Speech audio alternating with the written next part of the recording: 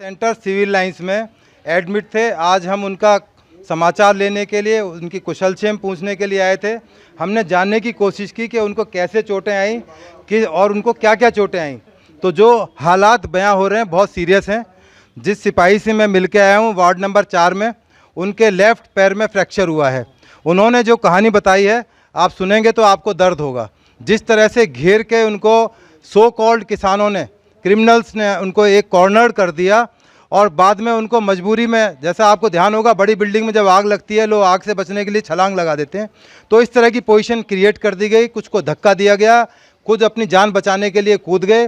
Fractures आए, उनकी ribs टूट गई हैं, उनकी हड्डियां टूट गई हैं।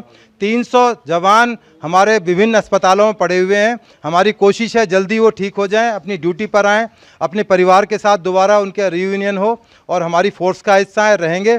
और जो इनको इंजरी आई है, इनका जो खून गया है वो व्यर्थ नहीं जाएगा, उसका प्रॉपर जवाब टाइम आने पर दिया जरूर जाएगा और मजबूती से दिया जाएगा। इतना कमज़ोर दिल्ली पुलिस नहीं है, ना ये सरकारें इतनी कमज़ोर होती हैं। जो दिल्ली पुलिस का जो मामला होता है उसमें टाइम लगता है, देर है पर अंधेर नहीं है। गुंडागर्दी की चलती है, 100 से सुनार की एक 100 लोहार की एक सुनार की। तो अब लोहार का इंतजार कीजिए, लोहार की चोट का। ऐसा है, ये बहुत जल्दी एक्शन होगा, अंडर लॉ होगा, बहुत चल रहा है, कार्रवाई हो रही है। 200 क्रिमिनल्स इस मामले में अभी तक अरेस्ट हो चुके हैं, अरेस्ट जारी है। और जो बड़े सो कॉल्ड लीडर्स हैं जल्द ही उनको एनएसए में अरेस्ट किया जाएगा। सालों तक तिहाड़ जेल में उनको इंतजार करना पड़ेगा बाहर आने के लिए। हो सकता है वो मर के ही निकले।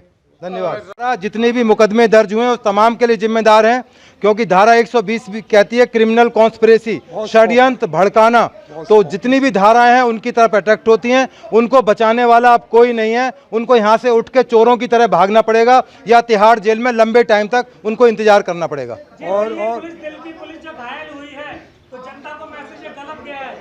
दिल्ली की जनता करहा रही है पुलिस के लिए, क्योंकि पुलिस उनकी दोस्त भी है, पुलिस उनके बीच में रहती भी है, काम करती भी है उनके साथ में।